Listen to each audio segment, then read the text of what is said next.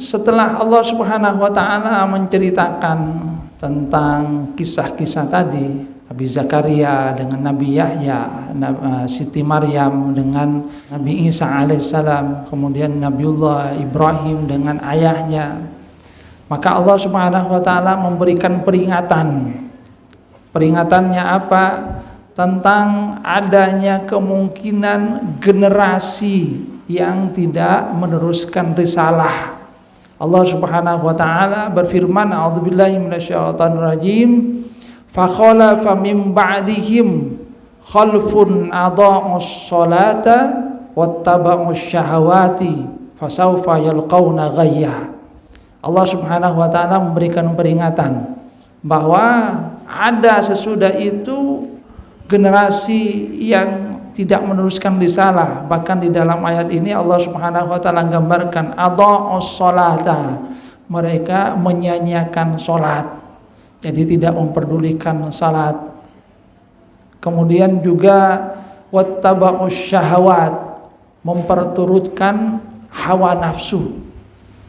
Jadi Allah Subhanahu wa taala kemudian memberikan peringatan bahwa ketika generasi itu tidak diberikan pendidikan dengan baik sebagaimana yang sudah dilakukan oleh Nabi Zakaria kepada Nabi Yahya, kemudian juga antara Siti Maryam dengan Nabi Isa alaihissalam, kemudian juga Nabiullah Ibrahim alaihissalam dengan anak-anaknya Nabi Ishak, Nabi Ismail, ketika tidak ada pendidikan yang baik, ketika tidak ada upaya untuk mewariskan agama kepada anak-anak, maka yang akan terjadi adalah adanya generasi yang suka menyanyiakan sholat. Mereka tidak memperhatikan sholat. Dan juga kemudian generasi yang ittaba'us syahawat, yang mengikuti nafsu syahwat.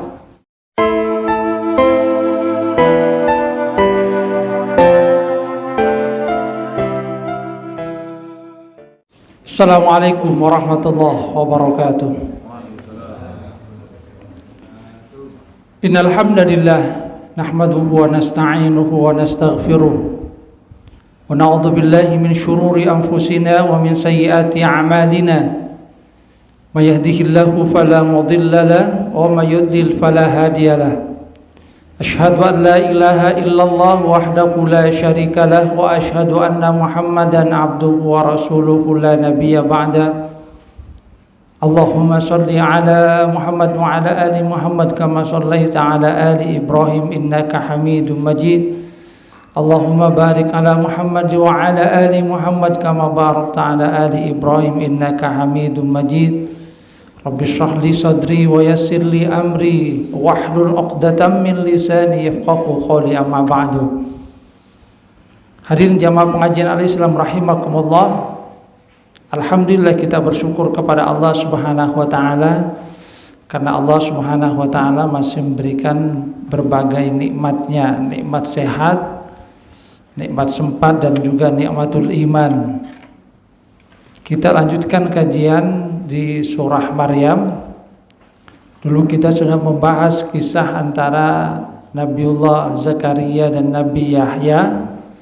Kemudian berikutnya di surah Maryam itu ada kisah tentang Siti Maryam dan Nabi Isa alaihi salam, yang sebagaimana sudah kita bahas bahwa inti yang ada di dalam surah Maryam itu adalah taurisuddin, mewariskan agama kepada anak. Bahwasanya anak itu bukan hanya sekedar penerus keturunan, akan tapi merupakan penerus dakwah, penerus risalah, penerus perjuangan. Nah, setelah kisah antara Siti Maryam dan Nabi Isa alaihissalam, berikutnya Allah Subhanahu wa taala memberikan kisah yang berbeda, yaitu pada diri Nabi Ibrahim alaihissalam. Kalau antara Nabi Zakaria dan Nabi Yahya itu ada di dalam satu keimanan, bahwasanya memang Nabi Zakaria mewariskan keimanan kepada anaknya, yaitu Nabi Yahya alaihi salam. Bahkan keduanya menjadi nabi, rasul, utusan Allah Subhanahu wa taala. Kemudian Maryam juga demikian, mewariskan agama kepada Nabi Isa alaihi salam, yang itu kalau dirujuk lebih awal seperti yang sudah saya sampaikan adalah keinginan yang memang sudah ada pada diri Hannah, yaitu ibunda dari Siti Maryam, yang memang menginginkan agar anaknya itu adalah menjadi pelayan di rumah ibadah Allah Subhanahu wa taala. Nah, pada kisah Nabiullah Ibrahim alaihissalam itu adalah kisah yang berbeda, kisah kebalikannya, di mana Nabiullah Ibrahim alaihissalam mendapatkan karunia keimanan dari Allah Subhanahu wa taala, menjadi rasul utusan Allah Subhanahu wa taala, sementara ayahandanya, atau ada juga yang menyatakan bahwa itu adalah pamannya, tapi di dalam Al-Qur'an itu disebut dengan ab, itu adalah orang kafir, bahkan dia adalah pembuat berhala.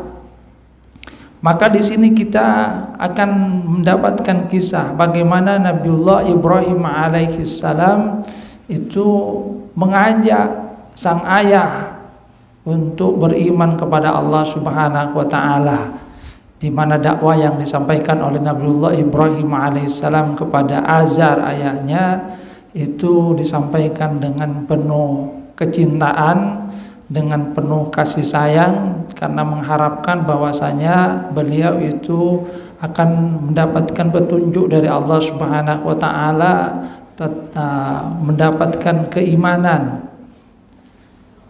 Kita lihat di dalam Al-Qur'an bagaimana Nabiullah Ibrahim alaihissalam mengajak ayahandanya Azar. Beliau katakan, a'udzubillahi minasyaitonir rajim, ya abati lima ta'bud ma la yasma'u wa la yubsiru wa la yughni anka syai'a. Wahai ayahku, ya abati, wahai ayahku, yang menunjukkan kedekatan dari Nabiullah Ibrahim alaihissalam kepada ayahnya. Kenapa engkau menyembah sesuatu yang tidak mendengar, sesuatu yang tidak melihat dan tidak memberikan manfaat apa-apa kepada engkau? Karena yang disembah itu adalah berhala, yang sesungguhnya berhala itu malah dibuat sendiri. Maka Nabiullah Ibrahim alaihissalam mengajak ayahandanya Azar untuk merenungkan apa yang sesungguhnya disembah. Kata Nabi Ibrahim, yang engkau sembah itu sungguhnya kan tidak mendengar, tidak melihat, tidak memberikan manfaat. Kenapa kamu mau menyembah sesuatu yang tidak bisa memberikan manfaat, tidak bisa mendengar, tidak bisa melihat? Ya abati, inni qad ja'ani minal ilmi ma lam ya'tika fattabi'ni ahdika siratan sawiyya. Wahai ayahku, sesungguhnya telah datang kepadaku ilmu yang diberikan oleh Allah Subhanahu wa taala yang tidak datang kepada engkau, maka ikutilah saya, maka aku akan tunjukkan engkau kepada jalan yang lurus, jalan yang benar. Di sini kita bisa melihat bagaimana etika yang disampaikan, yang dilakukan oleh Nabiullah Ibrahim alaihissalam kepada ayahnya.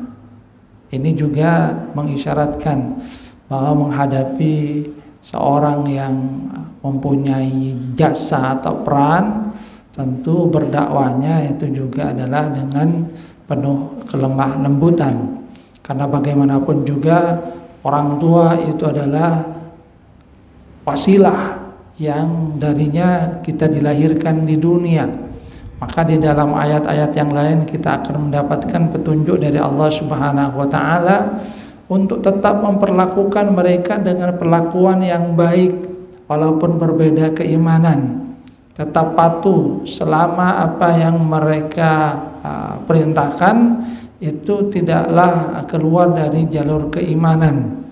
Kecuali misalnya diperintahkan untuk syirik kepada Allah Subhanahu wa taala, untuk keluar dari agama Islam, maka itu tentu saja adalah sesuatu yang tidak boleh untuk dilakukan. Tapi di sini kita akan belajar bagaimana Nabiullah Ibrahim alaihissalam itu berdakwah. Jadi penuh lemah lembut. Sebab di antara keberhasilan dakwah memang salah satunya adalah kelembutan. Dakwah yang disampaikan dengan mungkin bahasa yang kasar itu bukan membuat orang yang diajak itu tambah mendekat, malah mungkin tambah menjauh. Dan itu yang kemudian kita lihat juga dilakukan oleh Rasulullah sallallahu alaihi wasallam. Jadi Rasulullah berdakwah dengan penuh kelembutan, dengan kasih sayang. Bahkan terhadap orang yang memusuhinya, Rasulullah SAW tetap memperlakukan dengan baik, sehingga kemudian yang tadinya bermusuhan malah menjadi seseorang yang dikatakan dalam Al-Quran ka'annahu waliyun hamim, seakan-akan dua orang yang saling begitu menyayangi, sahabat yang sangat dekat. Kita lihat di dalam lanjutan bagaimana Nabiullah Ibrahim alaihissalam berdakwah kepada Azar. Ya abati, wahai ayahku, la ta'budis syaitan, jangan engkau menyembah syaitan. Inna syaitana kana lirrahmani asiyah, sesungguhnya syaitan itu durhaka kepada Allah yang maha pengasih, maha rahman. Ya abati, wahai ayahku, inni akhafu ayyamassaka adzabun minar rahmani fatakuna lisyaitani waliyah. Sungguhnya saya khawatir bahwasanya engkau akan mendapatkan azab dari Allah yang maha rahman dan engkau akan menjadi wali, jadi pelindung atau pengikut dari syaitan. Ya abati, la ta'budis syaitan, inna syaitana kana lirrahmani asiyah. Jadi itu yang dikatakan oleh Nabiullah Ibrahim alaihissalam. Dan kata Syekh Abdul Khalid, sesungguhnya perlakuan dari seorang anak terhadap orang tuanya itu nanti juga yang akan dia dapatkan pada saat dia mendapatkan anak. Jadi kalau dia memperlakukan orang tuanya dengan baik walaupun orang tuanya itu berbeda dari keimanan, maka Allah Subhanahu wa taala akan memberikan karunia anak yang baik juga. Dan inilah yang kemudian diberikan oleh Allah Subhanahu wa taala kepada Nabiullah Ibrahim, yaitu diberikan karunia anak yang berbakti kepada orang tuanya. Wa wahabna lakum mir rahmatina, jadi diberikan karunia oleh Allah Subhanahu wa taala. Falamma atazalakum wa ma ya'buduna min dunillah wa habna lahu ishaqa wa yaquba wa kullan ja'alna nabiyya. Bagaimana Nabiullah Ibrahim itu diberikan oleh Allah Subhanahu wa taala karunia anak Nabi Ishak, dan kemudian keturunannya Nabi Yaqub alaihi salam. Dari keturunannya kemudian juga ada Nabi Yusuf, sehingga kemudian Nabi Ibrahim itu dikatakan sebagai Abul Anbiya wal Mursalin. Termasuk juga Nabi Ismail alaihi salam. Jadi Nabi Ismail alaihi salam yang diceritakan di dalam surah Maryam itu, wa kana ya'muru ahlahu bis-sholati waz-zakati wa kana 'inda rabbih mardiyah. Bagaimana Nabiullah Ibrahim itu mendidik anak-anaknya menjadi anak-anak yang berbakti, penerus risalah.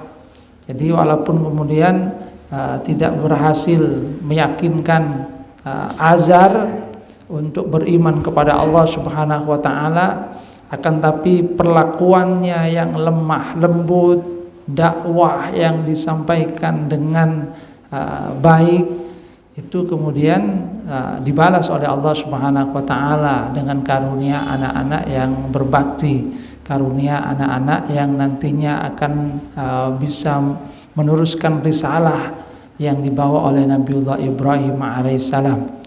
Walaupun dalam hal ini juga seperti halnya Nabi Zakaria, menunggu sampai usia agak senja itu. Dapat anak Nabi Ismail itu kan sudah agak sepuh, apalagi Nabi Ishak alaihissalam.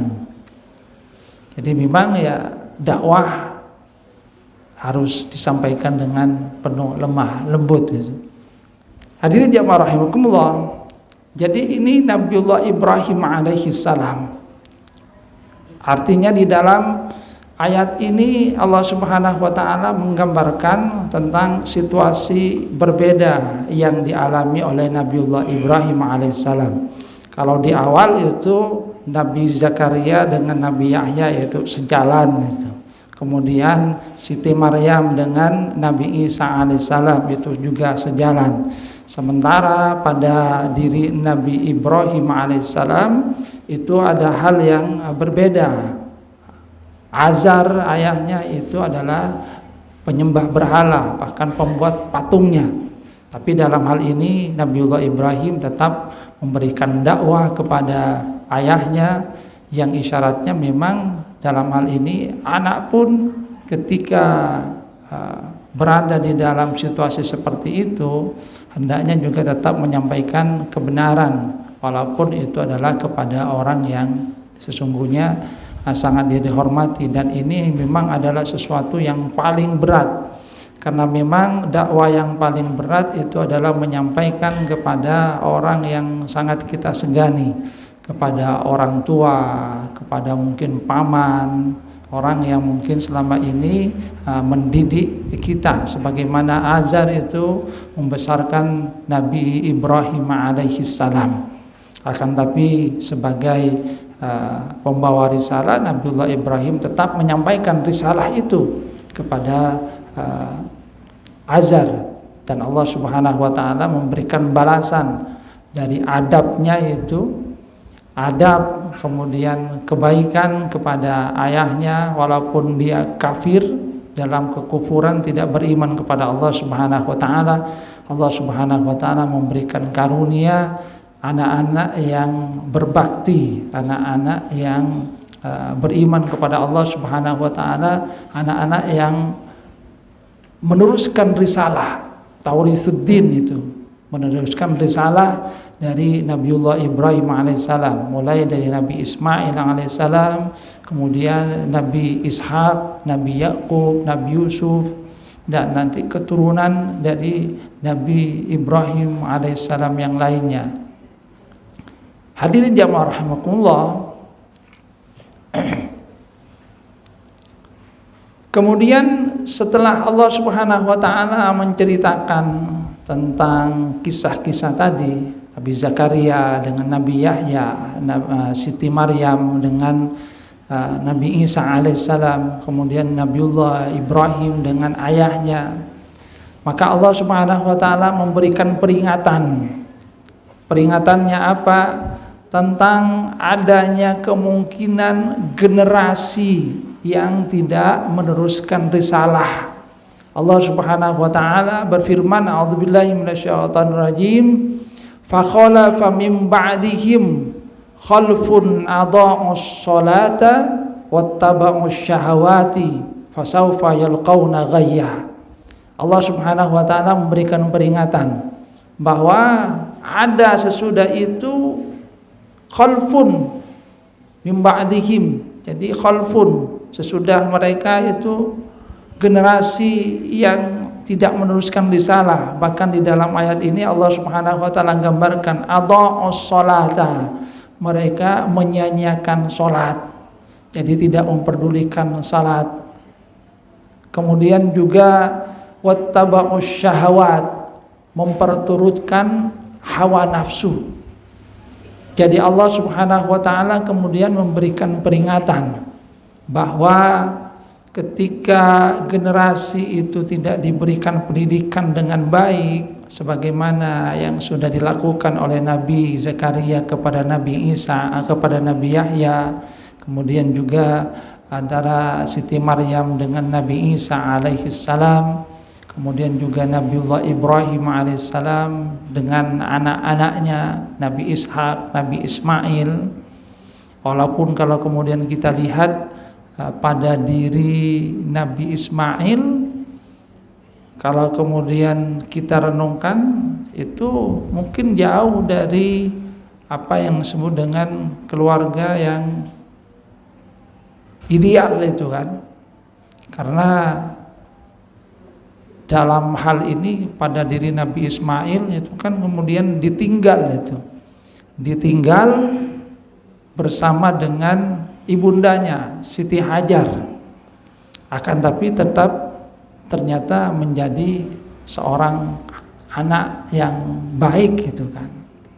Dan ini nanti akan kita lihat kenapa Allah Subhanahu wa taala memberikan nama suratnya adalah surat Maryam itu.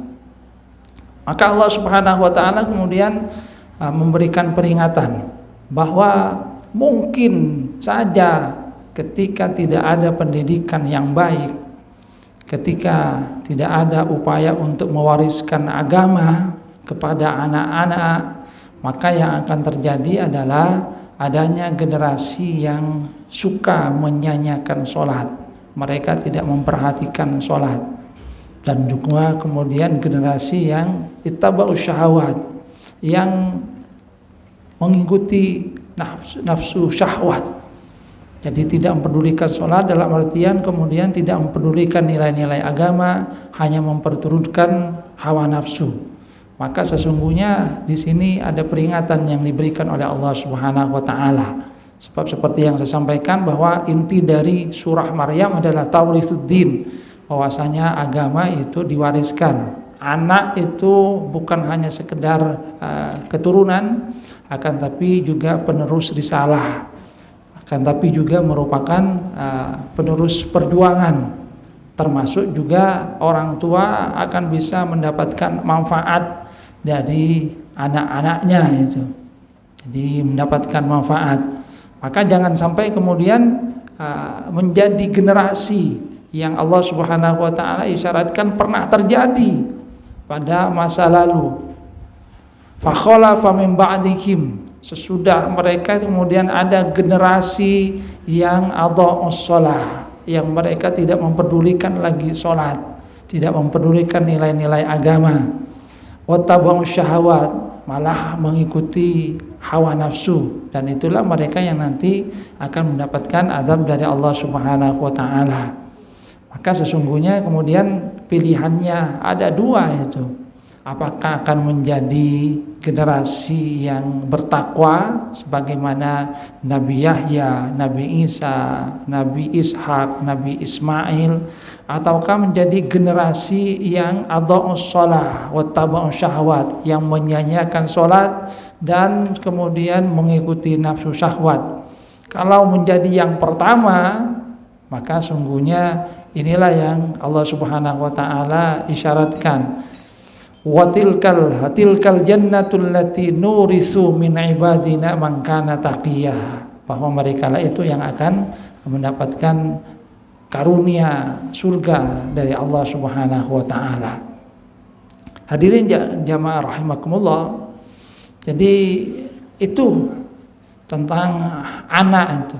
Maka di surah ini kemudian Allah Subhanahu wa taala di ayat-ayat terakhir itu, di ayat 8 sampai 95, Allah Subhanahu wa taala kemudian mengisyaratkan bahwa kalau manusia itu butuh kepada anak, maka Allah itu tidaklah butuh kepada anak. Di dalam ayat-ayat di 88 sampai 95 Allah Subhanahu wa taala akan membicarakan tentang Bagaimana ada di antara sebagian manusia yang kemudian menyatakan bahwasanya Allah Subhanahu wa taala itu punya anak. Wa qalu ittakhadar rahmanu walada, dan mereka berkata Allah itu mengambil anak. Laqad ji'tum syai'an iddah. Maka itu kemudian yang Allah Subhanahu wa taala tentang bahwa itu adalah sesuatu yang tidak benar.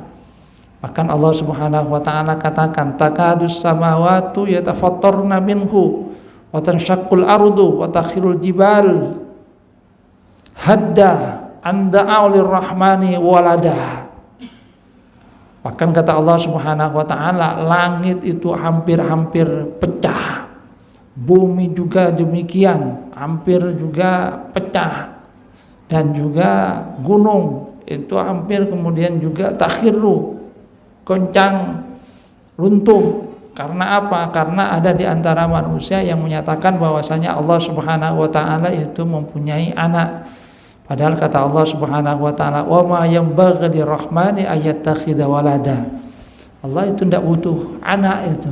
Kalau manusia itu memang butuh untuk meneruskan risalah, untuk meneruskan perjuangan, termasuk juga untuk mendapatkan manfaat dari anak. Karena misalnya di dalam Al-Quran Allah Subhanahu wa taala itu mengisyaratkan walladzina amanu wattaba'athum dzurriyyatuhum biimanin alhaqna bihim dzurriyyatahum. Dan orang-orang yang beriman kemudian diikuti oleh anak-anak mereka, keturunan mereka di dalam keimanan, nanti oleh Allah Subhanahu wa taala akan dikumpulkan dengan anak-anaknya itu.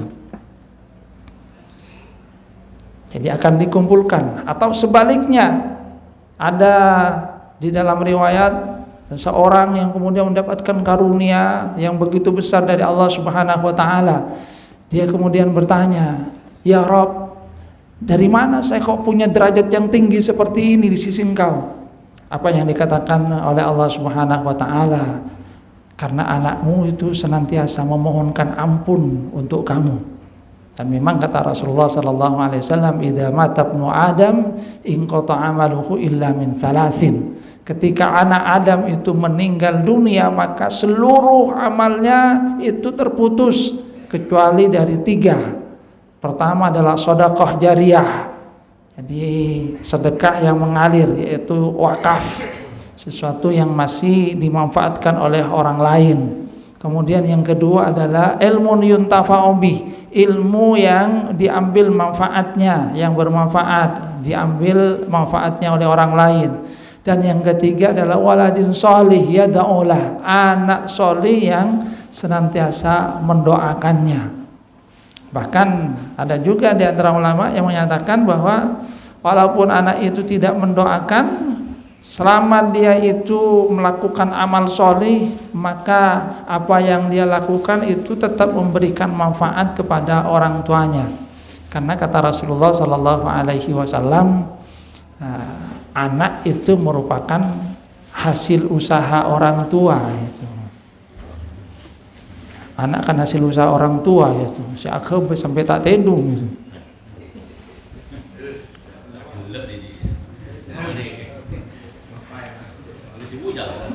Jadi kata Rasulullah sallallahu alaihi wasallam, anak itu adalah hasil usaha dari orang tua itu.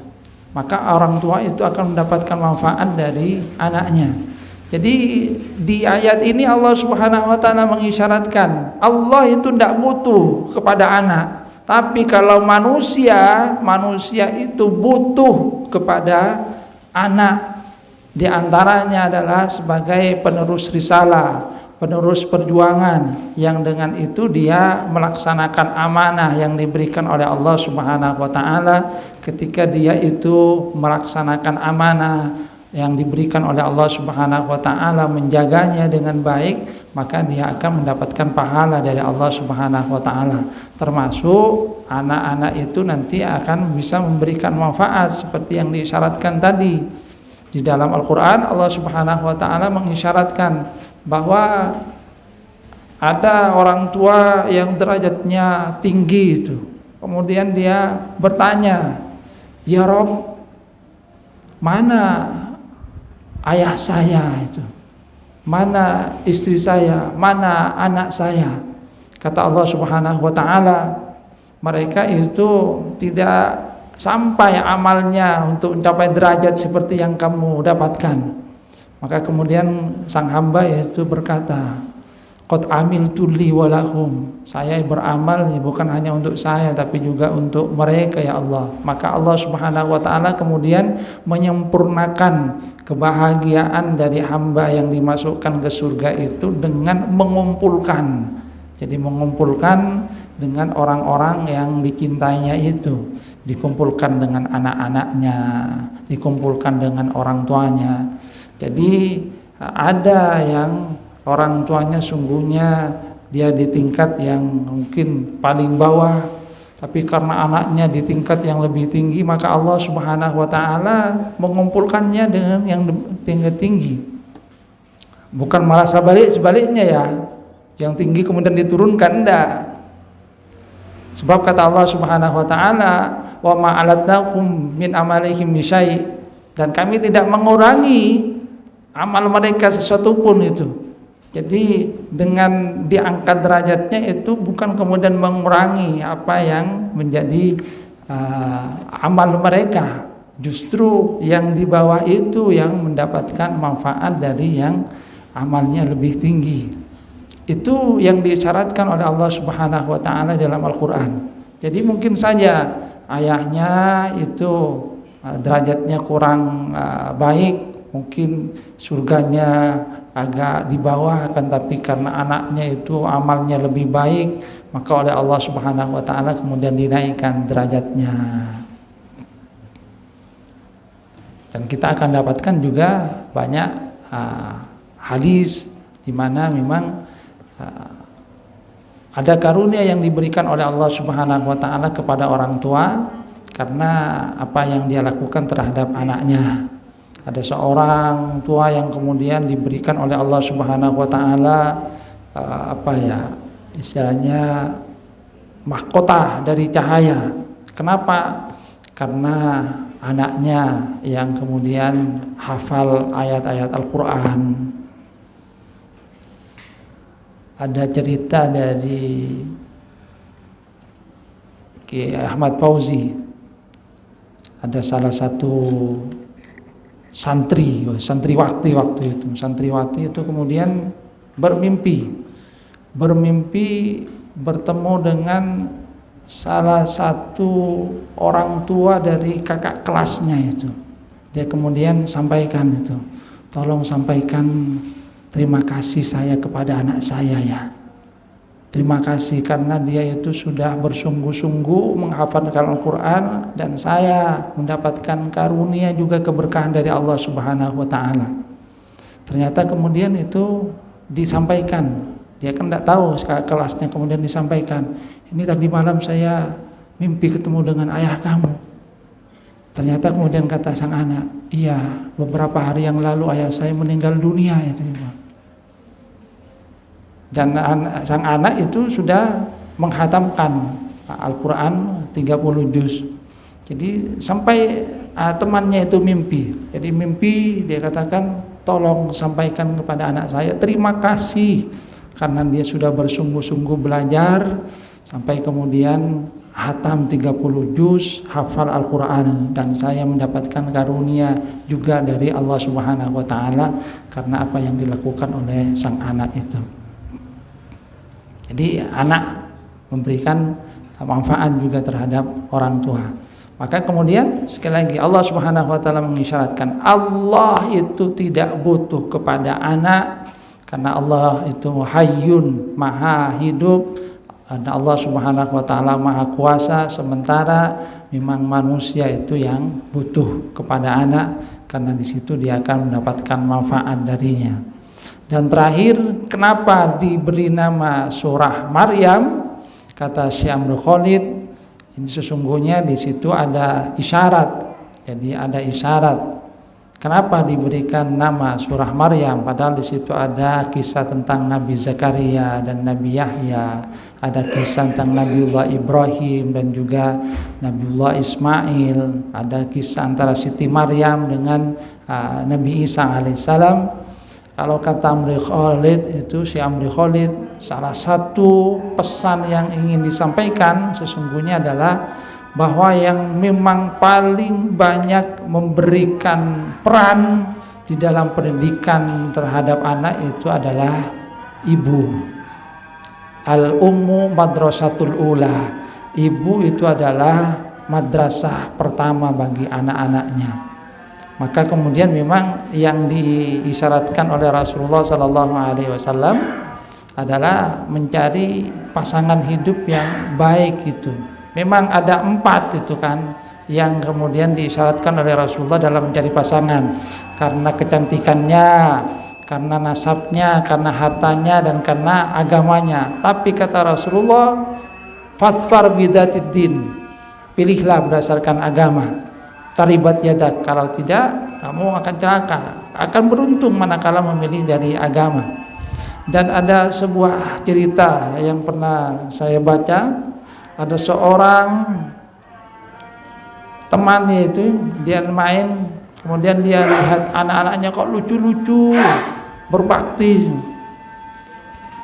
Kemudian kata ayahnya itu, mungkin kamu penasaran seperti apa istri saya itu. Iya, saya penasaran, kok anak-anaknya baik seperti ini. Apa yang dia katakan? Sesungguhnya istri saya mungkin tidak seperti yang kamu bayangkan itu. Saya ini mencoba untuk mempraktekkan apa yang pernah disampaikan oleh Rasulullah SAW. Wala amatun sauda dzatu iman afdol. Sungguh budak perempuan yang hitam legam tapi punya iman itu lebih utama. Maka saya kemudian penasaran, saya kemudian ikuti, saya kawin dengan seorang perempuan yang dia itu hitam tapi dia itu punya keimanan, dan alhamdulillah anak-anak saya seperti ini. Jadi mungkin ada juga yang mau ikut seperti itu, mau nyoba itu. Jadi itu cerita nyata yang pernah saya baca itu. Anak-anaknya itu berbakti, bahkan kemudian lucu-lucu. Kata dia, mungkin kamu penasaran seperti apa istri saya itu. Istri saya tidak cantik seperti yang mungkin kamu bayangkan. Istri saya itu ya hitam legam. Tapi saya memang menikahinya karena Rasulullah itu pernah menyatakan, wala amatun sauda dzatu imanin afdol. Sungguh seorang perempuan walaupun dia itu hitam legam tapi punya keimanan itu lebih utama. Dan saya nikahi itu. Dan alhamdulillah Allah Subhanahu wa taala memberikan saya karunia anak yang seperti ini. Jadi mungkin ada yang mau nambah, ini satu cerita nyata ya. Hadirin jamaah rahimakumullah. Jadi ini inti dari surat Maryam, di Taurithuddin, mewariskan agama kepada anak-anak. Anak itu bukan hanya keturunan, akan tapi juga adalah penerus risalah, penerus perjuangan, di mana orang tua sungguhnya juga akan mendapatkan manfaat dari ketika dia mendidik anak-anaknya dalam keimanan. Dan yang paling penting sesungguhnya yang paling menentukan dalam hal ini adalah ibu. Maka kemudian nama suratnya adalah Maryam, sebagai sosok ibu yang memberikan pendidikan terbaik kepada anak. Ini saja yang dapat saya sampaikan, kurang lebihnya mohon maaf. Wabillahi taufiq wal hidayah wa ridwan. Wassalamualaikum warahmatullahi wabarakatuh.